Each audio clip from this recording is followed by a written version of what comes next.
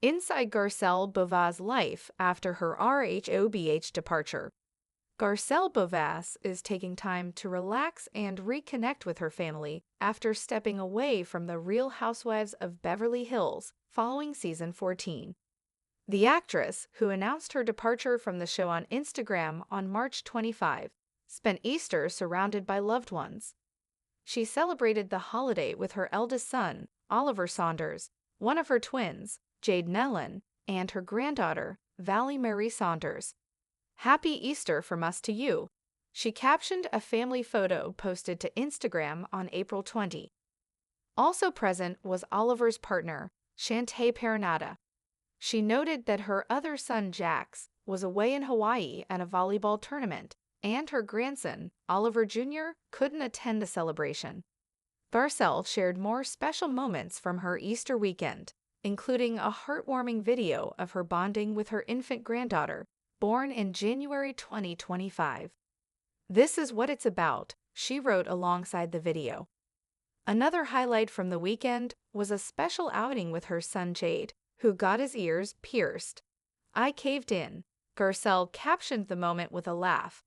The family-focused holiday came shortly after she spent a quiet weekend with her sons at her Malibu home. On March 30, Garcelle posted serene beach photos from their trip. One image featured the word "peace" written in the sand, along with the caption, "Sunday filled with gratitude." Garcelle reflects as RHOBH reunion airs. As the final part of the RHOBH season 14 reunion aired on April 15, Garcelle shared a thoughtful message on her social media, reading, "You changed, you. No, I healed, I learned, I grew, I set boundaries, I stopped settling, I put myself first." Her social media activity suggested she may be turning a new page, with her online presence reflecting some distance from her former castmates, though she still follows a few close friends like Kathy Hilton and Jennifer Tilly. Sutton Strack, one of her longtime friends, spoke briefly about Garcelle's shift. "I can only imagine that she needs a clean break right now," she shared. "I love her and am giving her the space she needs. I know that she is going to move through this next chapter with grace and success." Looking ahead, Garcelle's exit from the show comes after 5 seasons, a decision she says was driven by her desire to be more present for her family and focus on her growing career. "Jax and Jade's last year of high school is next year, and I want to be a part of that," she said in her announcement. She added that Jade has started modeling, and she's excited to support his journey.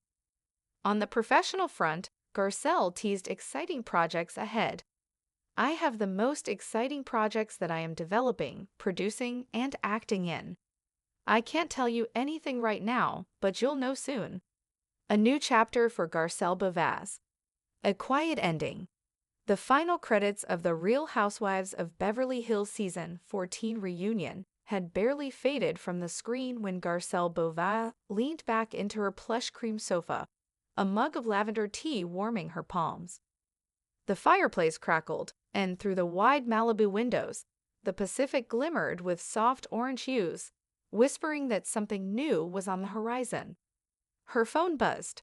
Messages poured in, friends, former castmates, even curious followers, but Garcelle didn't reach for it. She didn't need to. Not tonight. "Mom, you okay?" Jade's voice floated in from the kitchen, where he was making popcorn at nearly midnight. He was still buzzing from the excitement of his newly pierced ears, a spontaneous Easter weekend decision that made Garcelle laugh every time she looked at him. She smiled. "I'm good, baby, really good." And she meant it. Healing in the quiet.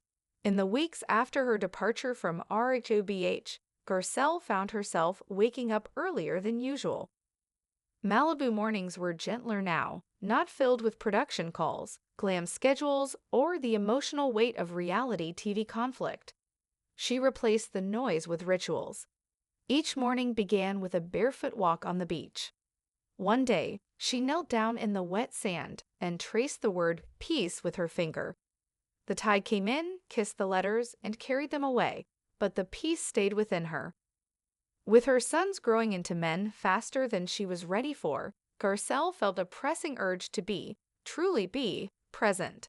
She'd been there, of course, but there's a difference between being physically nearby and emotionally anchored.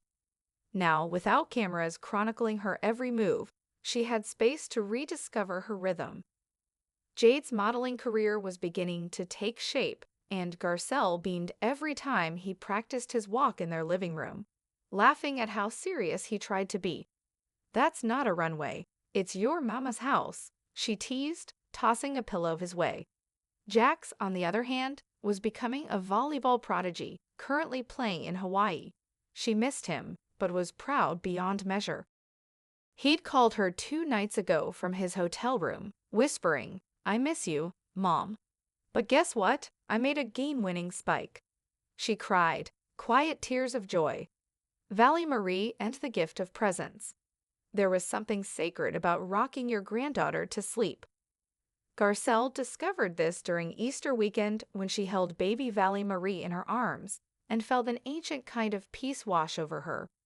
"She has your eyes," Oliver whispered as they sat together on the sun-drenched back patio. His partner, Shantae, brought over a warm bottle and kissed Oliver Jr.'s forehead as he chased lizards around the yard. "I see her," Garcelle said softly, looking down at Valley. "But I also see you, so small, like yesterday." Motherhood had aged her gracefully, more in soul than in face. Now grandmotherhood was anchoring her even deeper into the woman she had always longed to become. This wasn't about career pivots or social media applause. This was about legacy. She looked around at her family, Oliver grinning, Jade teasing his baby niece, Shantae laughing at something off camera, and thought, this is what it's about. The breakup with the spotlight. Leaving RHOBH wasn't a whim. It was a conscious uncoupling from a world that had both elevated and exhausted her.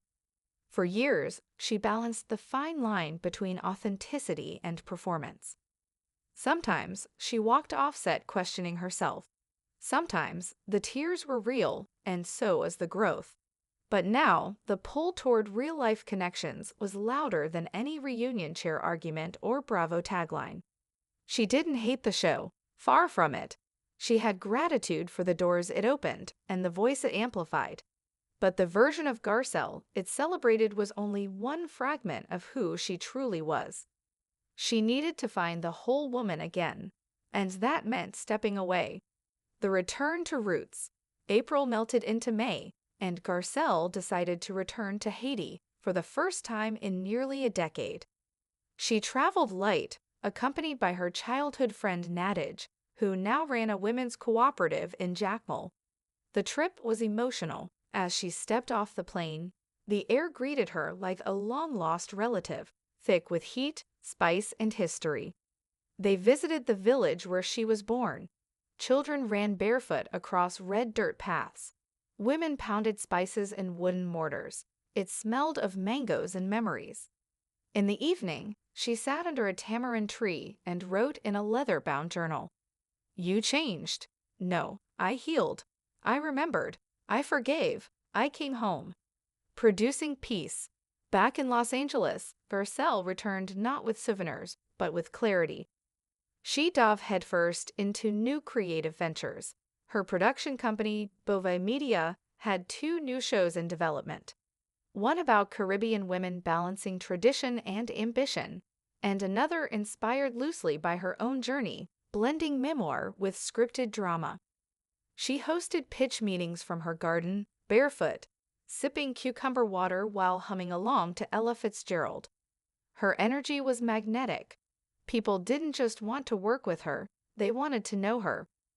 "You have a softness now," her friend Jennifer Tilly observed during lunch one day. Garcelle smiled. "Maybe I just stopped trying to be steel." Friends refrained. The RHOBH chapter wasn't all glitz and conflict. It gave her friendships that endured beyond cameras. Kathy Hilton still called her once a week, usually to share some wild Hollywood gossip. Sutton texted regularly, though their dynamic had cooled. Garcelle respected the distance. Growth sometimes required space. "I'm always here," Sutton had said. "But I get it." And she did get it, because for the first time, Garcelle wasn't performing friendship for TV. She was curating her circle intentionally, genuine, mutual, drama-free. The silence around her former castmates didn't feel like isolation. It felt like freedom. Malibu nights and manifesting. One particular evening, Garcelle lit a bundle of sage, walked barefoot through her home, and whispered affirmations into the night. "I am open to joy. I am deserving of rest. I am walking into a new season." That night, she dreamt of a girl, young Garcelle, laughing on a beach, dancing to compa music untethered. She reached out in the dream and held her hand. "I didn't forget you," she whispered to the younger version of herself. "I just needed time to come back." Summer on horizon. As the school year ended, she turned her focus toward Jade and Jax. Senior year loomed. Proms, college tours, final games. She wanted to savor every second. She planned a summer trip. The whole family, even baby Valley, would spend 2 weeks in Italy. No glam, no paparazzi, no schedule. Just gelato, cobblestone streets, and loud laughter echoing through old villas. Garcelle would unplug. No posts, no press, just presence. And when they returned, she'd be ready to share her next project. But until then, she would give herself fully to what mattered most.